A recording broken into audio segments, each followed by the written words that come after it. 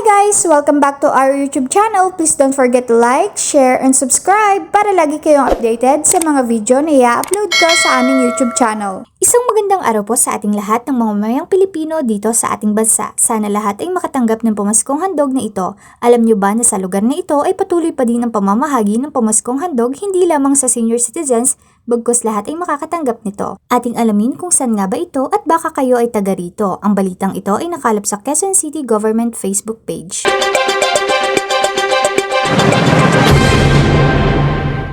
Patuloy ang pamamahagi ng lokal na pamahalaan ng pamaskong handog para sa mga QC citizens, lalo na sa mga miyembro ng vulnerable sectors. Sa District 6, mahigit 14,000 ang naipamahagi ng lungsod sa mga senior citizens, person with disability, miyembro ng LGBTQ at community volunteer organizations. Sa pangunguna ng District 6 Action Officer na si Attorney Mark Anthony Aldave.